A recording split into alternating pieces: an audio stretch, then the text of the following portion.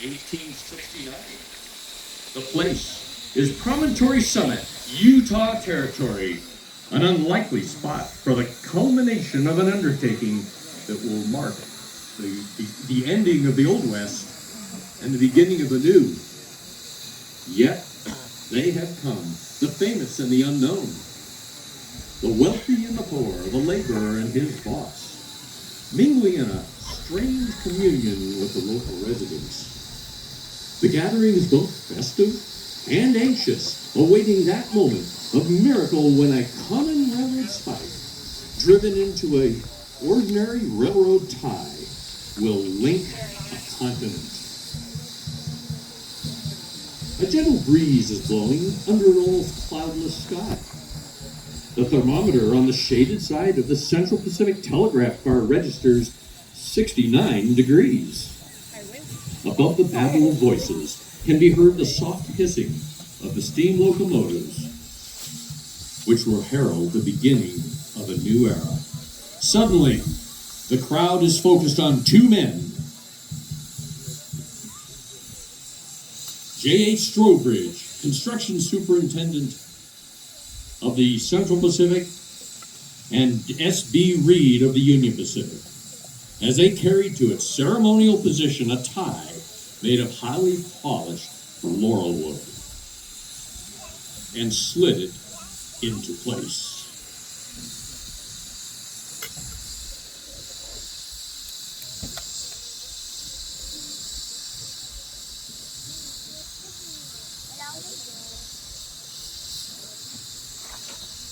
Back.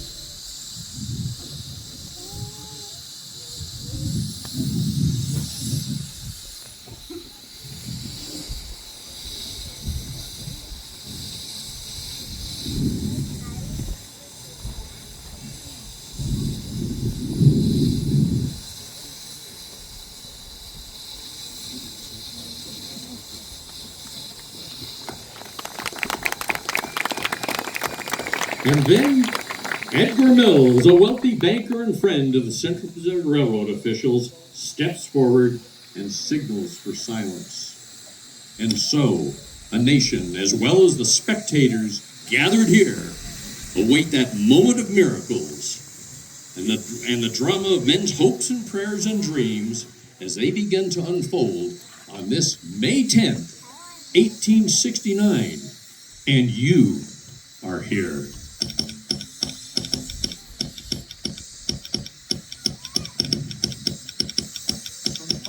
To the country. Bulletin, don't break the circuit. Keep quiet. When the last spike is driven, we will say done.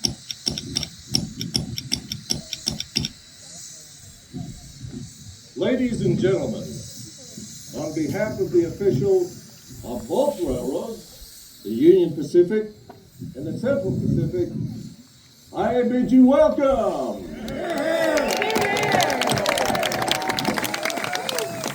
We are met today to commemorate the completion of a project which is a remarkable example of the vision, the determination, and the labor of thousands of men in a union which this day shall be consummated forever. We are assembled here to link the ends of the earth, to join the raw riches of the American West with the finished products of the Industrial East.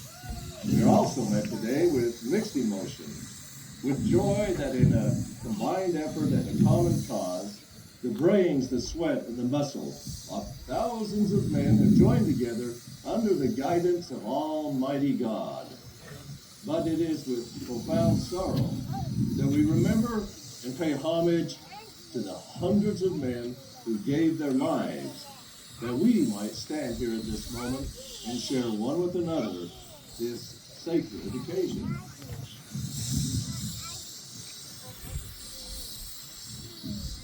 Among those whose presence we are honored to acknowledge at this time include a number of railroad officials from both lines, in addition to those taking part in the ceremony. We are pleased to have reporters from many of the nation's great newspapers From the territory of Utah, among other dignitaries present, is Bishop John Sharp, the railroad bishop representing Governor Brigham Young. We also have Mayor Lauren Farr of Ogden. The beautifully uniformed band with its new instruments is from the Mormon Church 10th Ward in Salt Lake City. Of utmost importance is the telegraph operator, who will keep the whole United States informed of these proceedings as they transpire.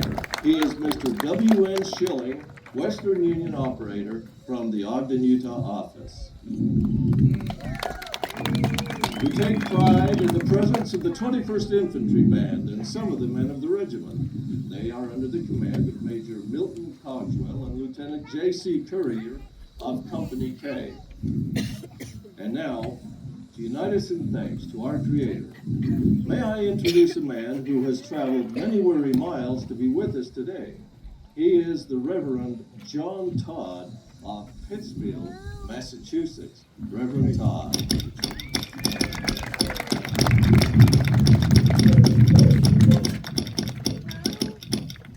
Promontory to the country. Bulletin. Almost ready. Hats off. Prayer is being offered. Our Father in God, and our Father's God, God of creation and God of providence, thou hast created the heavens and the earth, the valleys and the hills. Thou art also the God of all mercies and blessings. We rejoice that thou hast created the human mind with its powers of invention, its capacity of expansion, and its guerdon of success. Now we have assembled here upon the height of this continent from varied sections of our country to do homage to thy wonderful name, in that thou hast brought this mighty enterprise, combining the commerce of the East and the gold of the West, to so glorious a completion. We consecrate this highway for the good of thy people. O God, we implore thy blessings upon it, and upon those who may direct its operation, and upon thy people everywhere, that peace may flow unto them as a gentle stream, and that this mighty enterprise may be unto us as the Atlantic of thy strength and the Pacific of thy love. Through Jesus the Redeemer. Amen.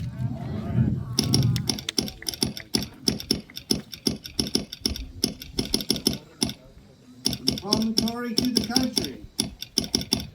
Bulletin. We have not done praying. The spike is about to be presented. Thank you, Reverend Todd. And now I should like to introduce three of the men who will drive some of the last necessary spikes. They are W.H. Nottingham, President of the Michigan Southern and Lakeshore Railroad, and two United States Commissioners, Mr. J.W. Haynes and Mr. William Sherman. Gentlemen, let's drive those spikes.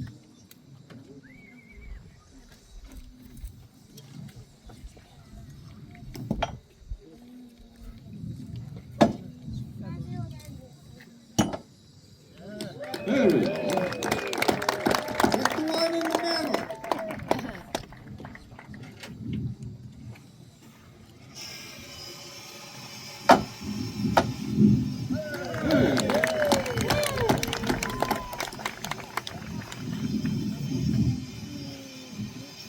Nope.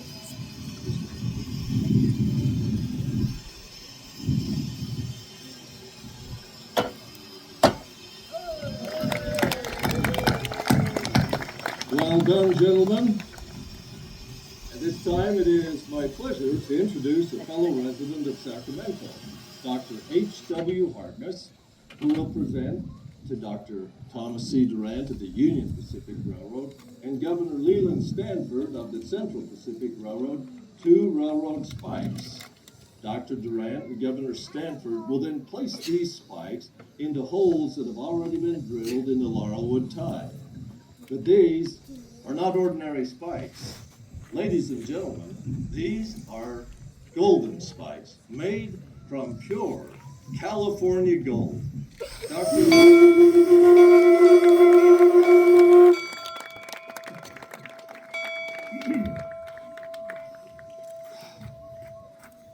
They're not completely gold. Okay, what is that thing? Gentlemen, of the Pacific Railroad and those of you who have met with us, the last spike needed to unite the Atlantic and Pacific by a new line of trade and commerce is about to be driven to its place. To perform this act, the East and the West have come together. Never since history commenced her record of human events has man been called upon to meet the completion of a work so magnificent in contemplation and so marvelous in execution. California, within whose borders and by whose citizens the Pacific Railroad was inaugurated, desires to express her appreciation of the vast importance to her and her sister states of the great enterprise which, by joint action, is about to be consummated. From her mines of gold she has forged a spike. From her laurel woods she has hewn a tie. And by the hands of her citizens she offers them to become a part of the great highway which is about to unite her in closer fellowship with her sisters of the Atlantic. From her bosom was taken the first soil. Let hers be the last tie and the last spike. And with them, accept the hopes and wishes of her people, that the success of your enterprise may not stop short of its brightest promise.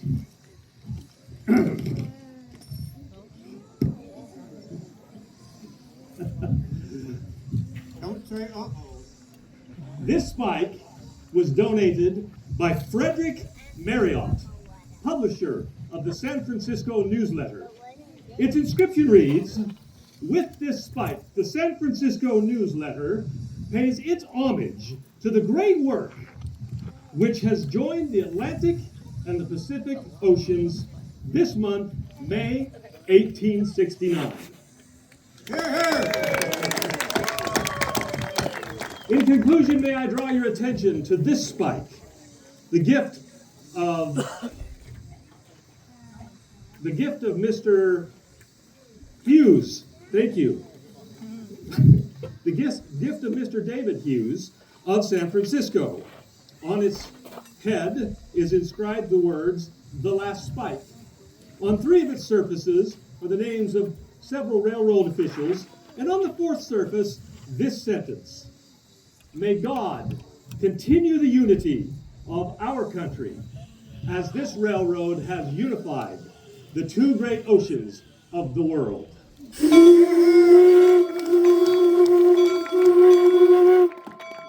Doctor.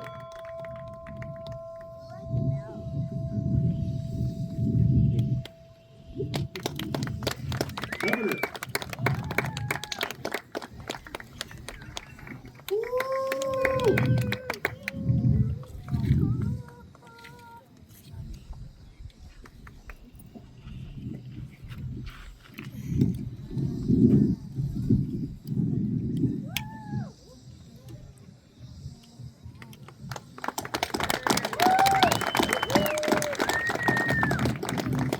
Thank you, Dr. Hargis. They just And now it is my pleasure to introduce Mr. F.A. Triton, the United States Railroad Commissioner and candidate for governor of the great state of Nevada. He will present a spike of pure silver from the famed Comstock lode on behalf of the people of Nevada. Mr. Triton.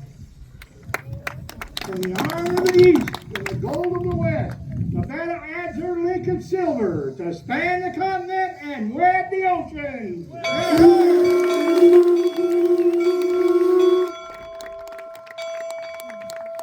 We are highly honored today with the presence of the Honorable Anson P.K. Safford, who is en route to Arizona as the newly appointed territorial governor. He was kind enough to delay his journey to his new headquarters in order to make a presentation on behalf of the Arizona Territory. Governor Safford. Ribbed in iron, clad in silver, crowned in gold, Arizona presents its offering to this enterprise that has banded this continent and directed the pathway to commerce.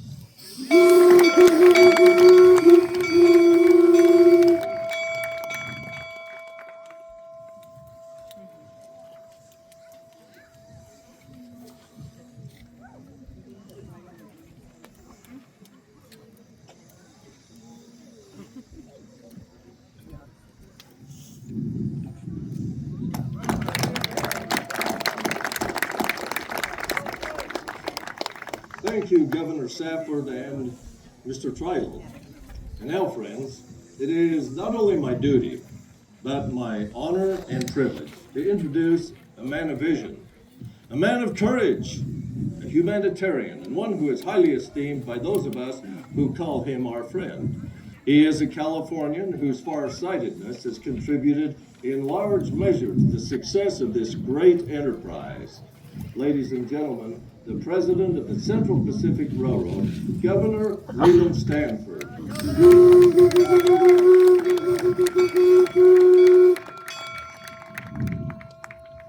Gentlemen, the Pacific Railroad Company accepts with pride and satisfaction these gold and silver tokens of your appreciation of our enterprise to the entire country, east and west, north and south. These gifts shall find a fitting place in the superstructure of our road. And before driving the last spike of the Pacific Railroad, allow me to express the hope that the great importance which you are pleased to attach to our undertaking may be fully realized. These line of rails connect Atlantic and Pacific, and affording to commerce a new transit, shall prove, we trust, a speedy forerunner of increased facilities. The day is not far distant when 3 tracks will be found necessary to accommodate the commerce and travel that seeks transit across this continent. Freight will then move in one direction, on one track, and at rates of speed to answer demands of cheapness and time. Cars and engines will be light or heavy, depending upon the speed required and the weight to be transported. In conclusion, I will add that ultimately we hope to do what is now impossible on long lines. That is, to transport coarse, heavy, and cheap products for all distances at living rates to the trade.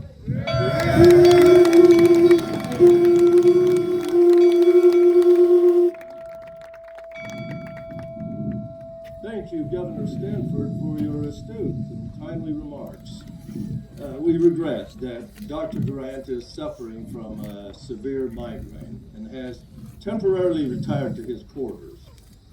In his absence, and in the absence of the President of the Union Pacific Railroad, Mr. Oliver Ames, we have asked that great Civil War hero, General Grenville Dodge, Chief Engineer of the Union Pacific Railroad, to represent his railroad with a few remarks. General Dodge. Gentlemen, the great senator from the state of Missouri, Thomas Hart Benton, proposed that one day there should be erected on the highest peak of the Rocky Mountains a statue of Columbus, pointing the direction to the west, denoting this as the great route across our continent.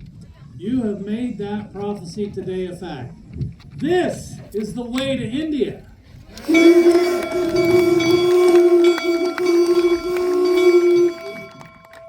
Thank you, General Dodge. Ladies and gentlemen, that moment which you and the entire nation have been waiting, the driving of the last spike, is at hand.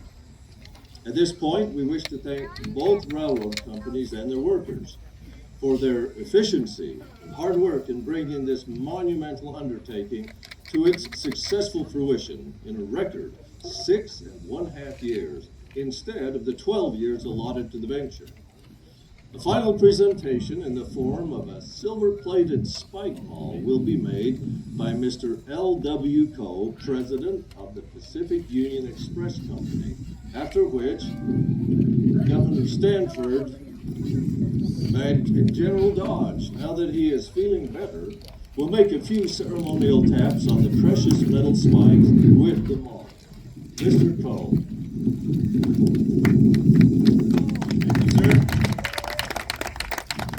Railroad officials, honored guests, and friends, it is the privilege of the officers and workers of the Pacific Union Express Company to add our congratulations upon the completion of this modern-day miracle. This silver-plated spike mall is symbolic of our good wishes.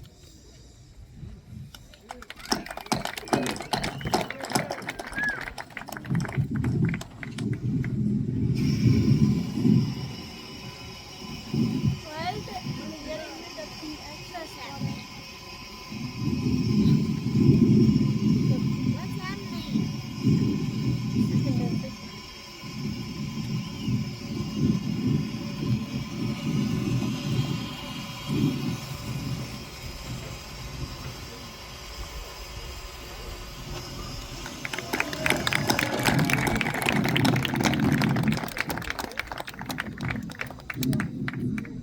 At this point, we should point out that the last spike is a regular iron railroad spike that can be driven with a maul. Both the spike and the maul have been wired to the transcontinental telegraph line so that people everywhere can hear the blows as the spike is driven.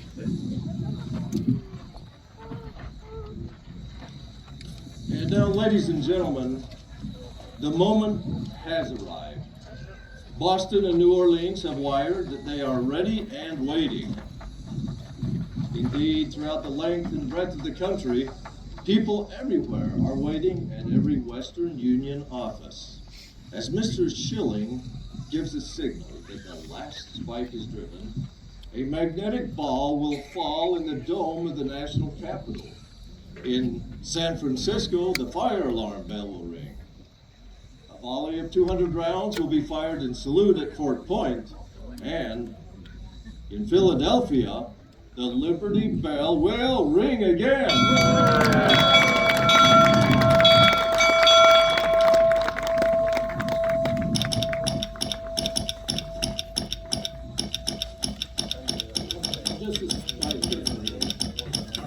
Promontory to the country. Bulletin. Already now, 12:40 p.m. Dr. Durant has adjusted the spike. The spike will soon be driven. The signal will be 3 dots for the commencement of the blows.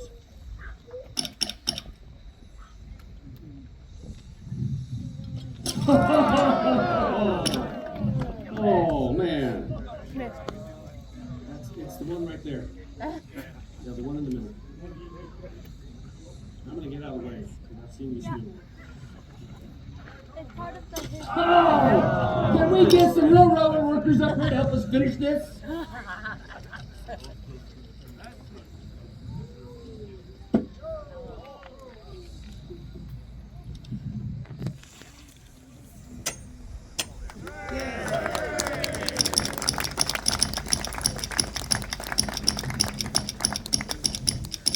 Promontory to the country. Bulletin. D.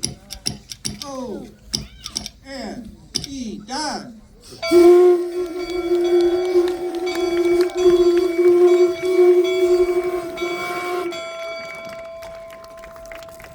Ladies and gentlemen, the Transcontinental Railroad has been completed. Henceforth, there is but one Pacific Railroad of the United States of America.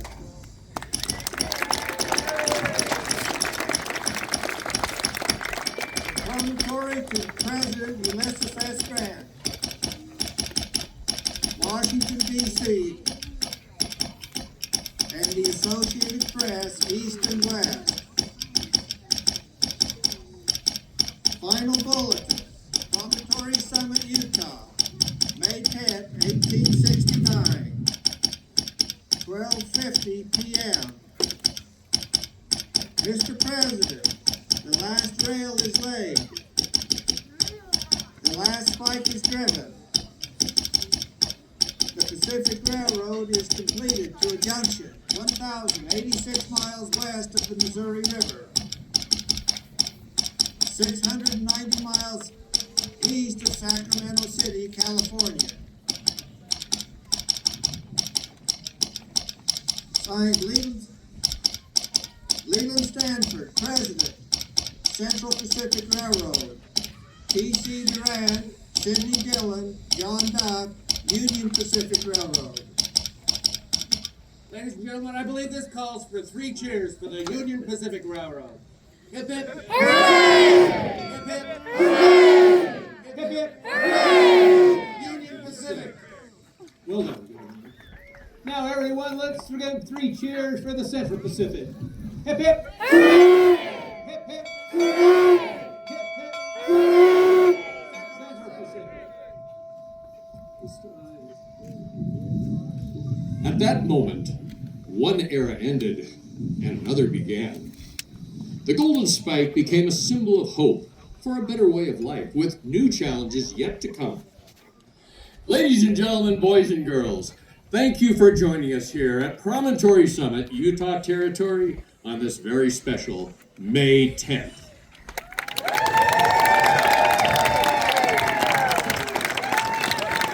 Ladies and gentlemen, another round of applause for our tremendous cats.